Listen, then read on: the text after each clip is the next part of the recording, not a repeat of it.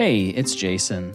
Before we get to the conversation, we wanted to mention that from June 11th through EFF's anniversary on July 10th, joining or renewing your EFF membership is just $20. And Craig Newmark Philanthropies will match up to $30,000 of donations for your first year if you're a new sustaining donor. Many thanks to Craig, founder of Craigslist and a persistent supporter of digital rights, for making this possible. And don't miss out on limited edition merch featuring mysterious creatures who protect digital rights that we're calling the Encryptids. You know, like Bigfoot, a longtime privacy advocate. Just go to EFF.org/summer. Enjoy the show.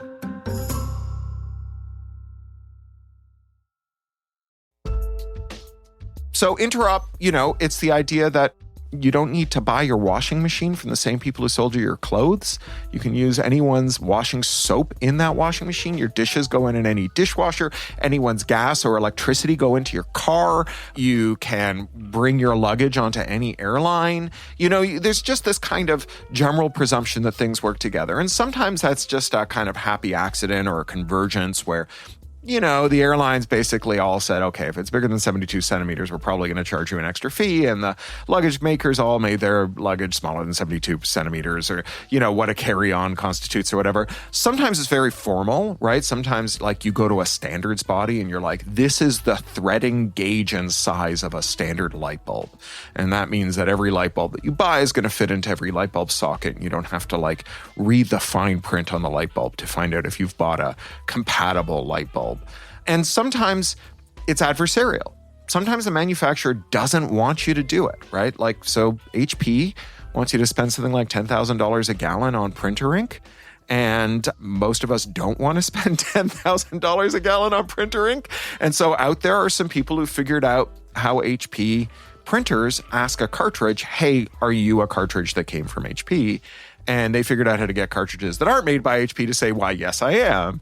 And, it's not like the person buying the cartridge is confused about this. They are specifically typing into a search engine, how do I avoid paying HP $10,000 a gallon? That's Cory Doctorow.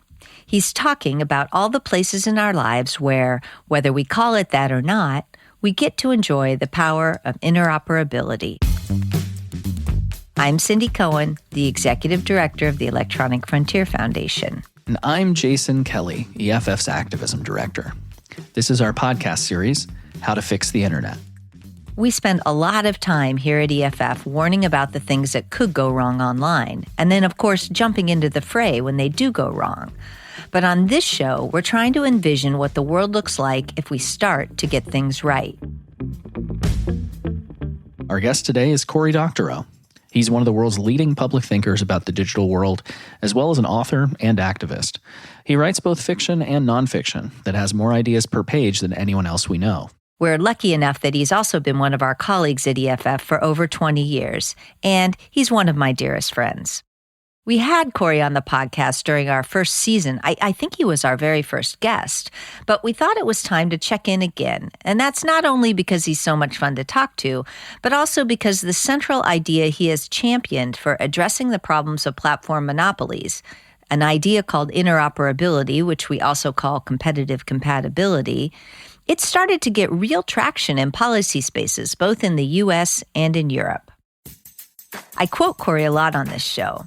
Like the idea that we don't want to go back to the good old days, we're trying to create the good new days. So I thought that it was a good place to start. And what do the good new days look like in the Coryverse?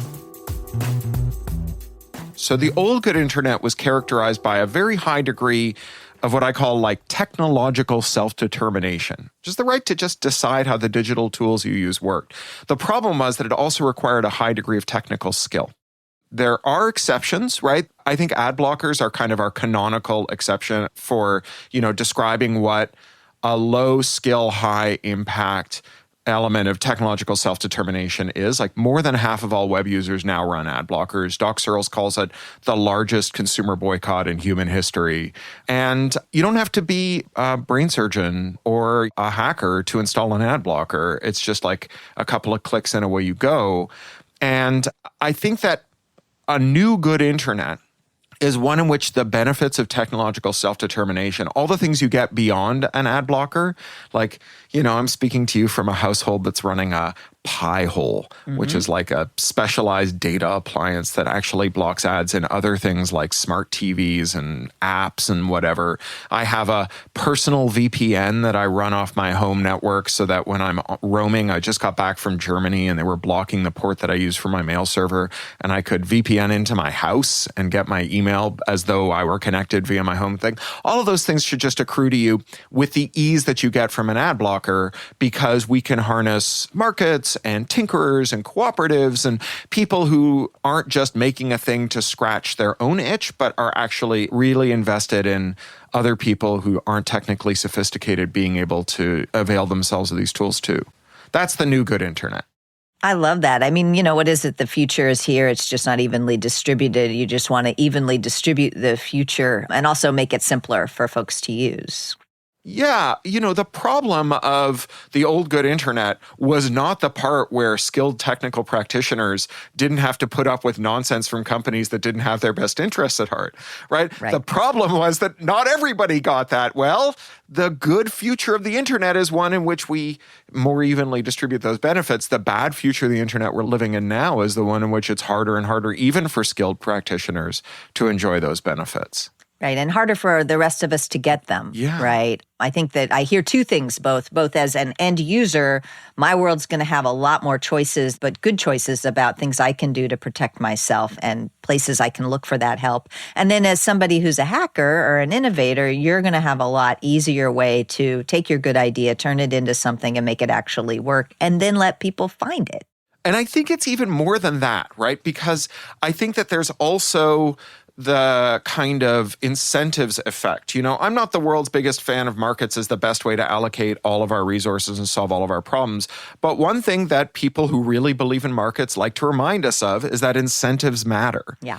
And there is a kind of equilibrium in the product planning meeting where someone is always saying, if we make it this bad, will someone type into a search engine, how do I unrig this game? Because once they do that, then all bets are off, right? Think about, again, back to ad blockers, right? If someone in the boardroom says, hey, I've calculated that if we make these ads 20% more invasive, we'll increase our revenue per user by 2%, someone else who doesn't care about users necessarily might say, yeah, but we think 20% of users will type, how do I block ads into a search engine as a result of this? And the expected revenue from that user doesn't just stay static at what we've got now instead of rising by 2%. The expected revenue from that user falls to zero forever. We'll never make an advertising dime off of that user once they type, how do I block ads into a search engine? And so it isn't necessary even that the tools defend you. The fact that the tools might defend you changes the equilibrium, changes the incentives, changes the conduct of firms. And where it fails to do that, it then affords you a remedy. So it's both belt and suspenders, plan A and plan B. It sounds like we're veering happily towards some of the things that you've talked about lately with the term that you coined last year about the current moment in our digital world, enshittification. I listened to your McLuhan lecture, and it brought up a lot of similar points to what you're talking about now. Can you talk about this term in brief? What does it mean? And, why did the American Dialect Society call it the word of the year? Right. So, the top level version of this is just that tech has these unique, distinctive technical characteristics that allow businesses to harm their stakeholders in ways that are distinct from the ways that other companies can, just because digital has got this flexibility and this fluidity. And so it sets up this pattern that as the regulation of tech and as the competition for tech and as the force that workers provided as a check on tech's worst impulses have all failed, we've got this dynamic where everything we use as a platform, and every platform is decaying in the same way, where they're shifting value first to users to trap users inside a walled garden, and then bringing in business customers with the promise of funneling value from those users to those business customers, trapping those business customers, and then once everybody is held hostage, using that flexibility of digital tools to take that value away without releasing the users. So even though the service is getting worse and worse for you and it's less and less valuable to you, you still find yourself unable to leave and you're even being actively harmed by it. as the company makes it worse and worse. And eventually it reaches a breaking point. Eventually things are so bad that we leave. But the problem is that that's like a catastrophic ending, right? That's the ending that, everybody who loved LiveJournal had, where they loved LiveJournal and the community really mattered to them. And eventually they all left, but they didn't all end up in the same place. The community was shattered. They just ended up fragmented. And you can still hear people for whom LiveJournal was really important saying, like, I never got that back. I lost something that mattered to me. And so for me, the enshittification analysis isn't just about like, how do we stop companies from being bad, but it's about how we allow people who are trapped by bad companies to escape without having to give up as much as they have to give up now. Right, and that leads right into adversarial interoperability, which is a term I think that was coined by Seth Schoen, EFF's original staff technologist. It's an idea that you have really thought about a lot, Cory, and developed out. And we heard you talk at the beginning of the episode with an example about HP printers. That adversarial interoperability, it's been in our technology story for as long as we've had digital tools, because digital tools have this flexibility we've alluded to already. The only kind of digital computer we can make is the Turing-complete von Neumann machine. It runs every program that's valid. And that means that, whenever a manufacturer has added an anti-feature or done something else abusive to their customers, someone else has been able to unlock it. When IBM was selling mainframes on the cheap and then charging a lot of money for printers and, keyboards and whatever, there were these things called plug-compatible peripherals. Yes. So, these companies they called the Seven Dwarfs, Fujitsu and all these other tech companies that we now think of as giants, they were just cloning IBM peripherals. When Apple wanted to find a way for its users to have a really good experience using Microsoft Office, which Microsoft had very steadfastly refused them and had made just this unbelievably terrible piece of software called Office for the Mac that just didn't work and had all these compatibility problems. Steve Jobs just had his technologist reverse engineer Office, and they made iWork, Pages, Numbers, and Keynote, and it can read and write all the files from Excel, PowerPoint, and Word. So this has always been in our story, and it has always acted as a hedge on the worst impulses of tech companies, and where it failed to act as a hedge, it created an escape valve for people who are trapped in those bad impulses. And as tech has become more concentrated, which itself is the result of a policy choice not to enforce antitrust law, which allowed companies to gobble each other up, become very, very concentrated, it became easier for them to speak with one voice in legislative outlets. When Seth coined the term adversarial interoperability, it was about this conspiracy among the giant entertainment companies to make it illegal to build a computer that they hadn't approved of called the broadcast flag. Yes. And the reason the entertainment companies were able to foist this conspiracy on the tech industry, which was even then between 1 and 2 orders of magnitude larger than the entertainment companies, is that the entertainment companies were like 7 firms and they spoke with one voice. And tech was a rabble. It was hundreds of companies. We were in those meetings for the broadcast protection discussion group where you saw hundreds of companies at each other's throats, not able to speak with one voice. Today, tech speaks with one voice.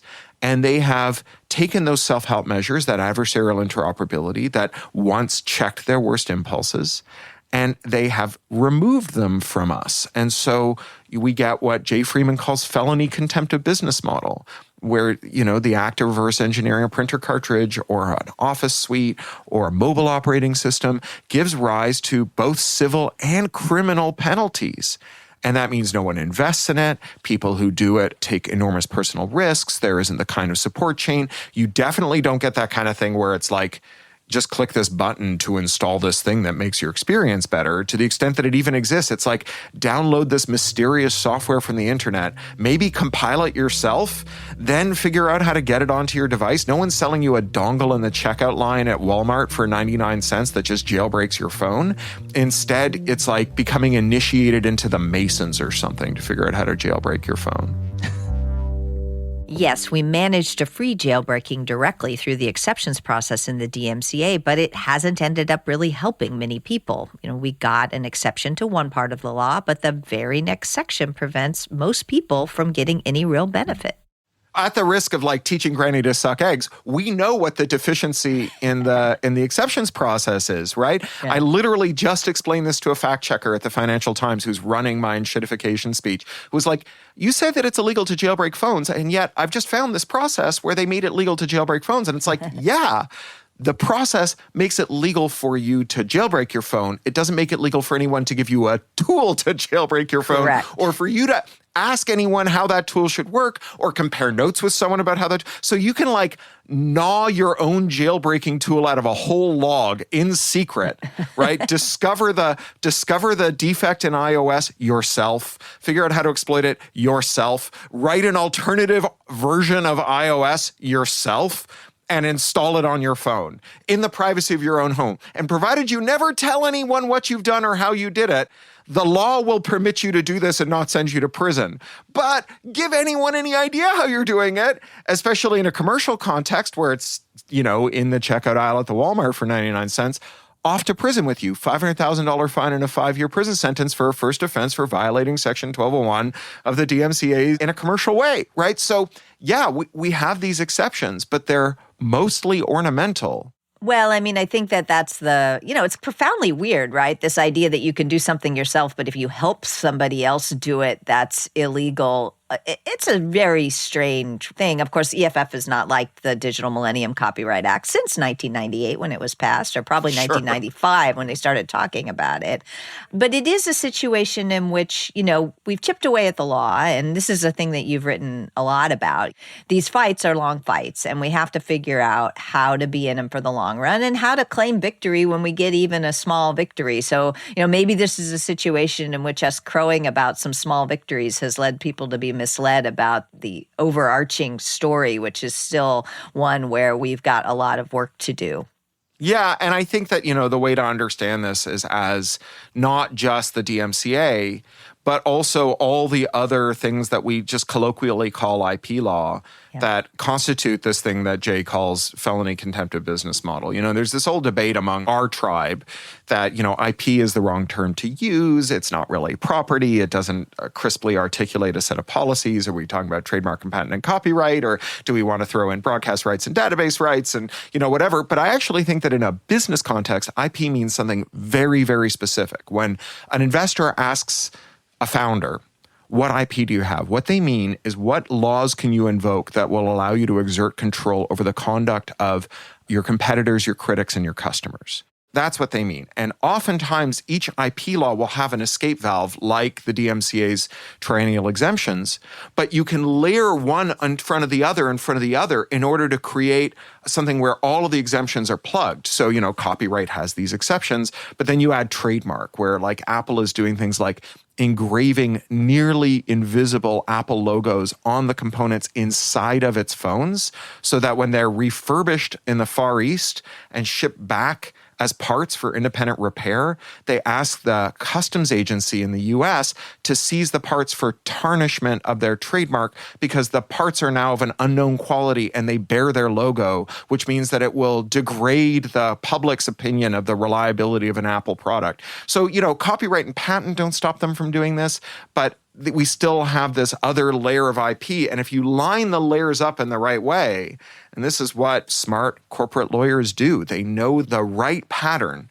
to line these different protections up such that all of the exceptions that we're supposed to provide a public interest, that we're supposed to protect us as the users or protect society, each one of those is choked off by another layer.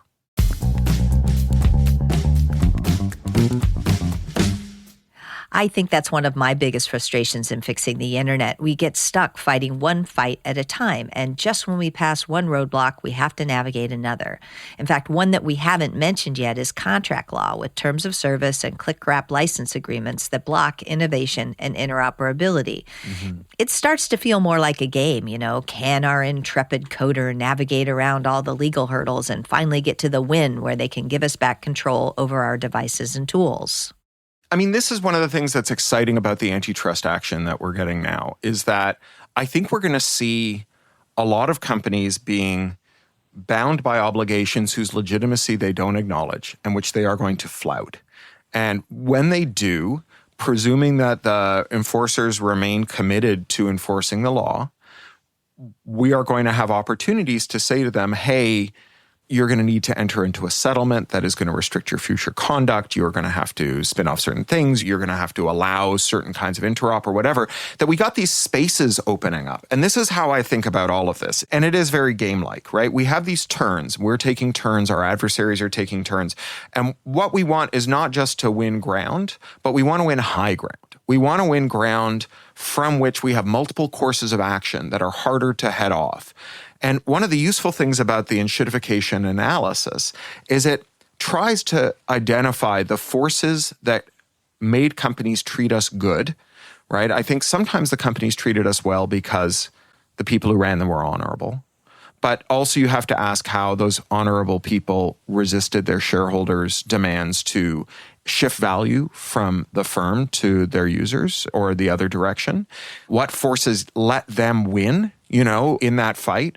And if we can identify what forces made companies treat technology users better on the old good internet, then we can try and build up those forces for a new good internet. So, one of the things that I think really helped the old good internet was the paradox of the worker power of the tech worker. Because tech workers have always been well compensated. They've always had a lot of power to, walk out of the job and go across the street and get another job with someone better. Tech workers had all of this power, which meant that they didn't ever really form unions. Tech union density historically has been really low. They haven't had formal power. They've had individual power.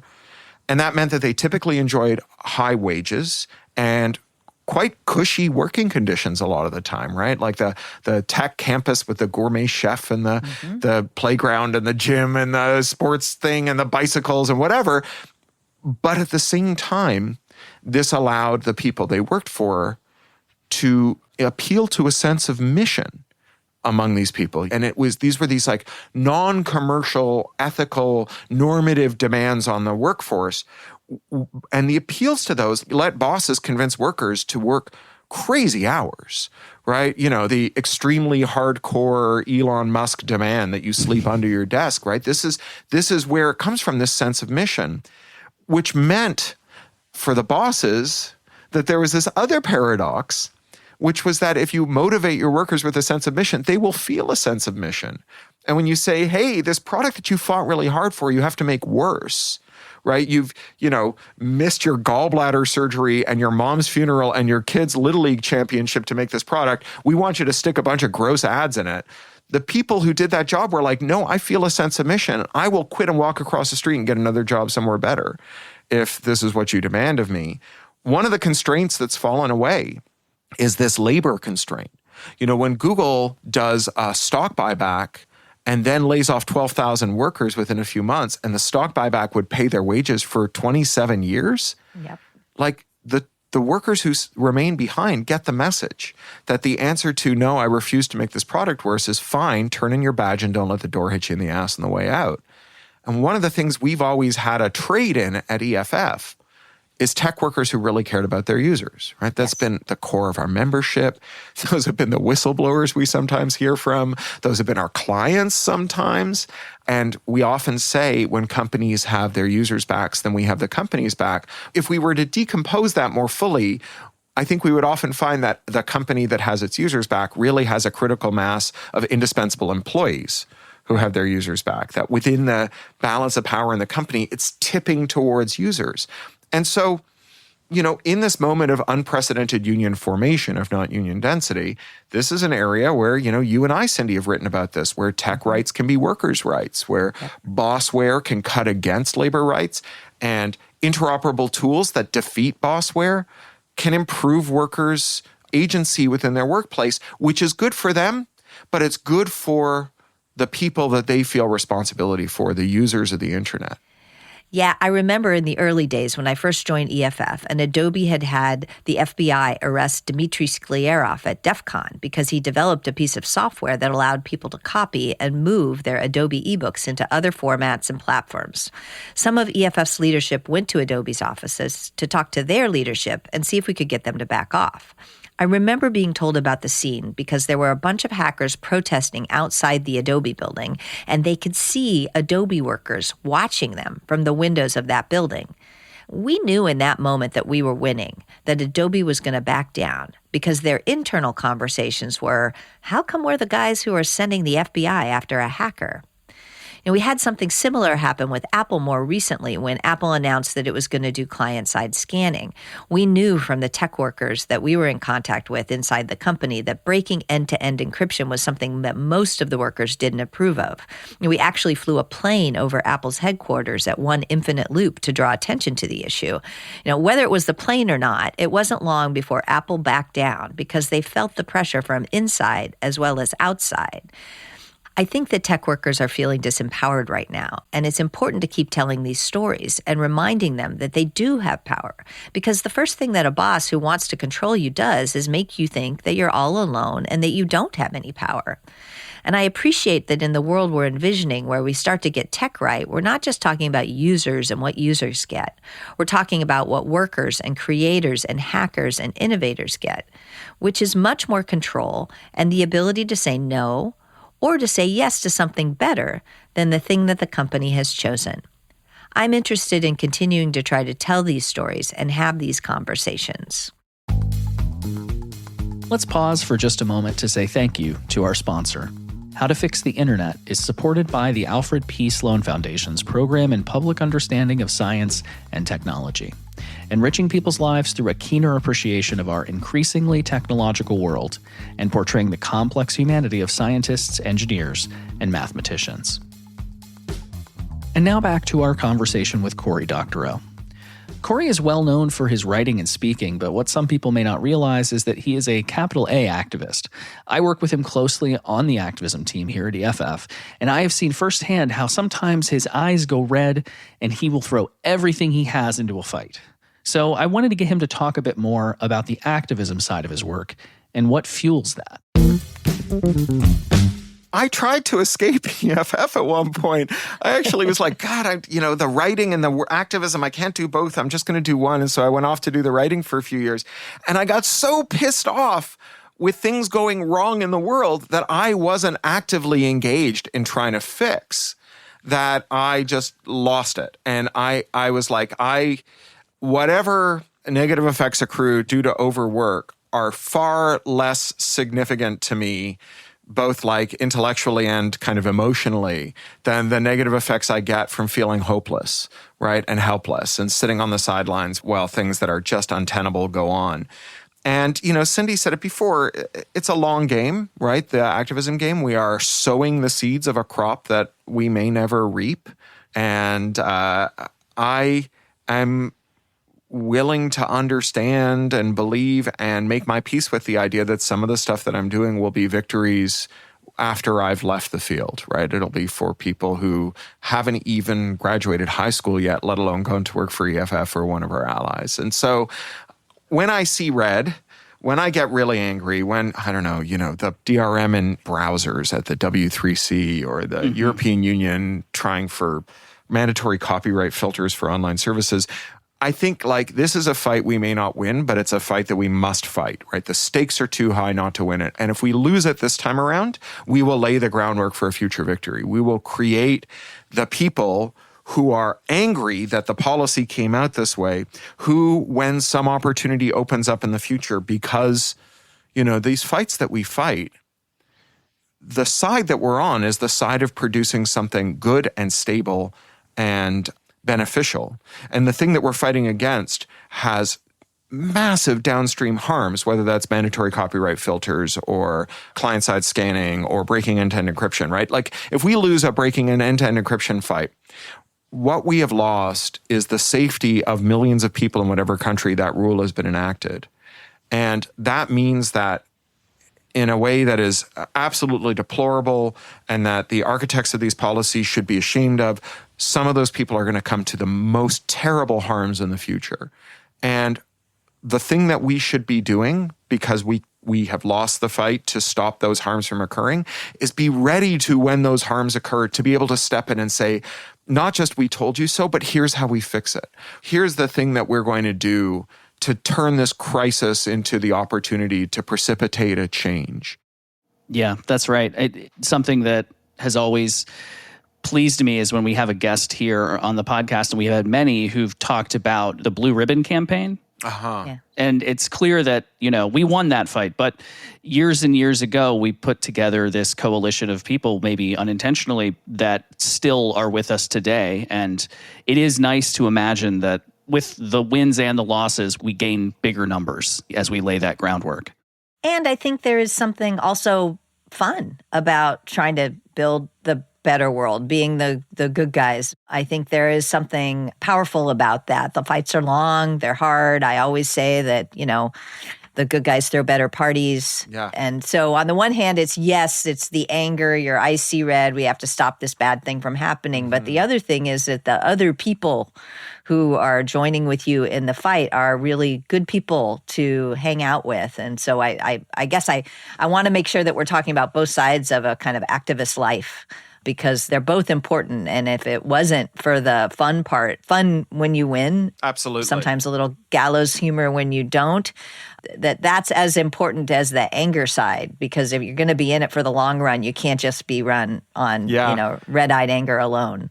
I have this great laptop from this company, Framework. I promise you this goes somewhere. That is a user serviceable laptop. So it comes with a screwdriver. Even someone who's really klutzy like me can fix their laptop. And I drop my laptops all the time. And the screws had started coming loose on the bottom. And they were like, hey, this sounds like a thing that we didn't anticipate when we designed it. Why don't we ship you a free one and you ship us back the broken one? We can analyze it for future ones. So I just did this. I swapped at the bottom cover of my laptop at the weekend, which meant that I had a new sticker surface for my laptop. And I found a save.org some things are not for sale sticker, nice. Which was, this incredible campaign that we ran with our lost and beloved colleague Elliot. And putting that sticker on felt so good. It was just like, yeah, this is like a head on a pike for me. This is great. And for those who may not have followed that, just at the beginning of COVID, actually, there was an effort by private equity to buy the control of the .org domain, which of course means EFF.org, but it means every other nonprofit. And we marshaled a tremendous coalition of nonprofits and others to essentially, make the deal not happen and save .org for, the .orgs. And as Cory mentioned, our dear friend Elliot, who was our activism director at the time, that was his last campaign before he got sick. And we won. We saved .org. Now, that fight continues. Things are not all perfect in .org land, but we did head that one off, and that included a very funky, nerdy protest in front of an ICANN meeting that a bunch of people came to. Top-level domains still a dumpster fire. In other words, in other news, water's still wet. Yeah. The thing about that campaign that was so great is it was one where we didn't have a path to victory, right? That we didn't have a legal leg to stand on. The organization was just like operating in its own kind of bubble where it was fully insulated from, formally, at least on paper, insulated from public opinion, from stakeholder opinions. It just got to do whatever it wanted. And we just kind of threw everything at it. We tried all kinds of different tactics, and cumulatively they worked. And there were weird things that came in at the end, like Xavier Becerra, who is then the Attorney General of California, going like, well, you're a California nonprofit. I think maybe we're going to want to look at this. And then all of a sudden, everyone was just like, no. But, it wasn't like Becerra saved it, right? It was like we built up the political pressure that caused the Attorney General of California, who's got a thing or two on his plate, to kind of get up on his hind legs and go, hey, wait a second, what's going on here? And there have been so many fights like that over the years. This is the broadcast treaty at the UN. I remember when we went, our then colleague Fred von Lohman was like, I know how to litigate in the United States because we have constitutional rights in the United States. The UN is not going to let NGOs set the agenda or sue. You can't force them to give you time. It's like you have all the cards stacked against you there. But we killed the broadcast flag. Yeah. And we did it by being digitally connected with activists all over the world that allowed us to exploit the flexibility of digital tools to have a fluid improvisational style that allowed us at each turn to improvise in the moment new tactics that went around the roadblocks that were put in our way. And some of them were surreal, like our handouts were being stolen and hidden in the toilets. Yeah. But, it was a very weird fight. And we trounced the most powerful corporations in the world in a forum that was completely stacked against us. Yeah. And, that's the activist joy here too, right? It's like you go into these fights with the odds stacked against you. You never know whether or not there is a lurking potential for a novel tactic that your adversary is completely undefended on, where you can score really big, hard to anticipate wins. And I think of this as being related to a theory of change that I often discuss when people ask me about optimism and pessimism. As I don't like optimism and pessimism. I think they're both a form of fatalism, that optimism and pessimism are both the idea that the outcome of events are unrelated to human conduct, right? Things will get worse or things will get better. You just sit on the sidelines. It's coming either way. The future is a streetcar on tracks and it's going where it's going. But I think that hope is this idea that if you're like trying to get somewhere and you don't know how to get there, right? You're trying to ascend a gradient towards a better future. If you ascend that gradient to the extent that you can see the path from where you are now, that you can attain a vantage point from which you can see new possible ways of going that were obscured from where you were before, that doing something changes the landscape, changes where you're situated, and may reveal something else you can do. Oh, that's such a lovely place to end. Thank you so much, Cory, for taking time to talk with us. We're going to keep walking that path, and we're going to keep looking for the little edges and corners and ways, that we can continue to push forward the better internet, because we all deserve it. Thanks, Cory. It's really nice to talk to you. Oh, it was my pleasure. I get a chance to talk to Cory more often than most people, and I'm still just overjoyed when it gets to happen. What did you think of that conversation, Cindy?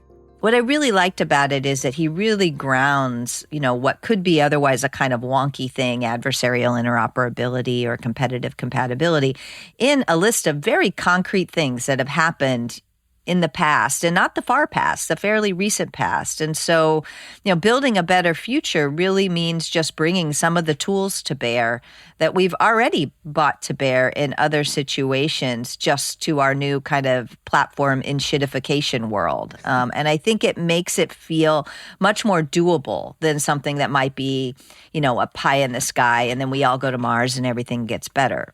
Yeah, he's really good at saying, here's how we can learn from what we actually got right in the past. Yeah. And that's something people don't often do in this field. It's often trying to learn from what we got wrong. Yeah. And the part of the conversation that I loved was just hearing him talk about how he got back into doing the work. Yeah. He said he wanted to do writing or activism because he was just doing too much, but in reality, he couldn't do just one of the two because he cares so much about what's going on. It reminded me when he was saying sort of what gets his eyes to turn red of when we were speaking with Gay Gordon Byrne about Right to Repair and how she had been retired and just decided after getting pulled back in again and again just to go wholly committed to fighting for the right to repair after that quote from The Godfather about being continually pulled back in. This is Cory and people like him, I think, to a T. Yeah, I think so too. It also reminded me of what she said. And of course, I was on the other side of it. I was one of the people that Cory was pinging over and over again. So you pulled him back in? Well, I think he pulled himself back in. I was just standing there. But it is fun to watch somebody feel their passion grow so much that they just have to get back into the fight. And I think Gay really told that same trajectory of how, sometimes something just bugs you enough that you decide, look, I got to figure out how to get into this fight and make things better. And hopefully people listening will have that same feeling. And I know that, many of our supporters do already. Thanks for joining us for this episode of How to Fix the Internet. If you have any feedback or suggestions, we would be happy to hear from you. Visit EFF.org/podcast and click on listener feedback. And while you're there, maybe you could become an EFF member.